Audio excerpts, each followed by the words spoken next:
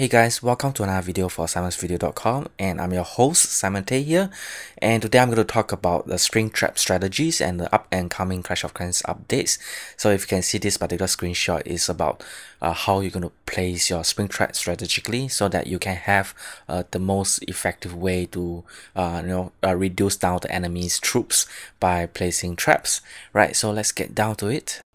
This particular location for the spring trap, right inside one of my maze entrance, is one of the most effective spring trap I have seen, as most enemy will actually try to break into this particular spring trap using wall breakers first. The first wall breakers actually break the island, second wall breakers break the inner side. As you can see, is very effective. As you can, I actually did a little rewind to show how effective it is and how many troops actually got into this particular spring trap.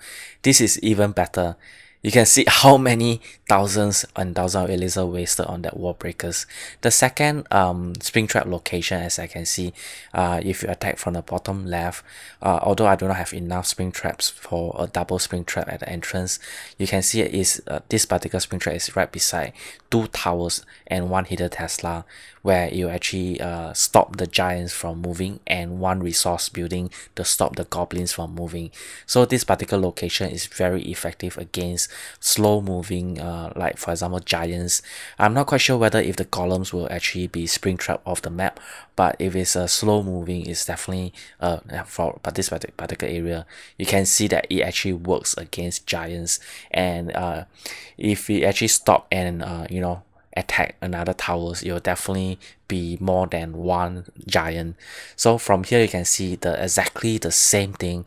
There's one and two particular towers and one resource buildings. One thing for caution is this particular base design with this particular spring trap strategies will only work for people who does not leave their game more than 12 hours of offline activities, because once the spring trap is activated, it must be replaced quickly in preparation for the next attack. For this particular attack, this particular attacker actually use archers to actually trigger the spring trap way before the giants arrive. So this is one method that I'm still trying to find out a solution on how to tackle this problem. So this is a weakness that the enemy can actually utilize to beat this spring trap. Now comes to the updates, speculations, and of course discussion of release information by Clash of Clans in Clash of Clans Facebook. And this is one of the updates on the golem. Golem is a new unit on the Dark Elixir troops, and definitely it is a very high hit points, slow moving unit that I personally feel that probably the spring trap will not be able to spring trap this particular unit at its larger form. So when the golem actually got destroyed, you actually split into two smaller golem, which I got a sense that it might be able to use the spring trap the smaller version of the golem once it's being destroyed. And if I use golem for a strategic attack, I'll probably use it for a tanker with a long range, for example a wizard or an archer right behind it as a supporting unit, because this golem is such a high hit point unit, and it actually split into two smaller golem will actually do quite well compared to maybe the giant, because giant does not attack normal building, only attack the defensive tower, whereas the golem attack any buildings in front of them. So I truly believe that the golem is a very effective unit. However, the golem does have its flaws. First is the cost of training is very high. It does shows in a snake out photograph of this golem from the San Francisco gathering conducted by this Supercell. The leak out the training cost about 450 Dark Elixir, meaning that you need to find a village that is comparable or higher Dark Elixir storage in order to actually use the troops. Otherwise you will not be able to cover the cost of this golem.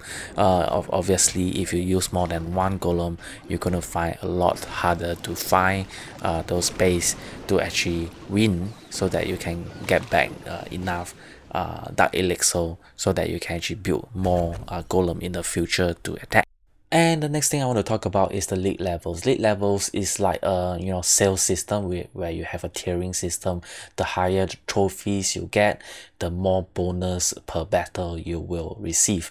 So once you win 1 star, 2 star, or 3 star, as long as you win, you get a certain amount of bonus resource in terms of gold, elixir, dark elixir.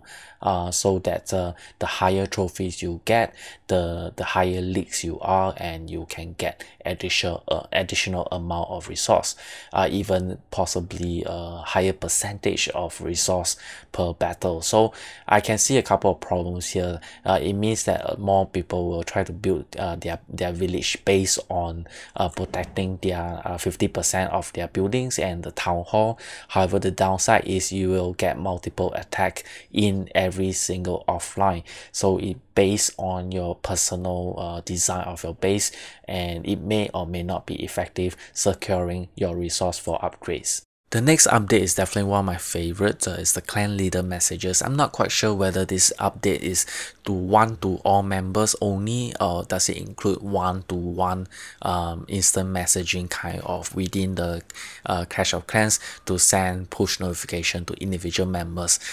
Because if it does have that ability, then it is definitely a bonus.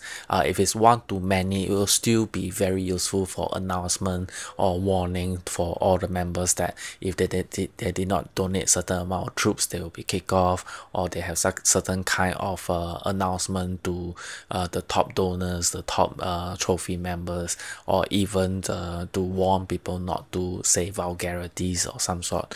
So these clan leader messages will definitely help out a lot of troop, and there is also a spam prevention with a countdown timer that make sure that the clan leader will not be able to spam their members in a short period of time. And the last update that I heard of is the clan castle level 5, which most likely have a troop capacity of 30 with a build cost of most likely 2 to 3 or maybe 4 million gold, and with a higher hit points, and probably the requirement to build this base, the prerequisite is town hall level 9, which means that not many people can have this clan castle, but the good thing is if it can hold about true capacity of 30, meaning you can have 30 barbarians or 15 barbarian, 15 archers to actually defend your base, which is very amazing compared to the clan castle level 4. Imagine those people with this particular clan castle will definitely have a higher chance of defending their base with such a huge amount of troops. Well, basically that's it for this Clash of Clans Springtrap strategies, and of course the announcement of the updates, details, and some of the speculation that I've speculated.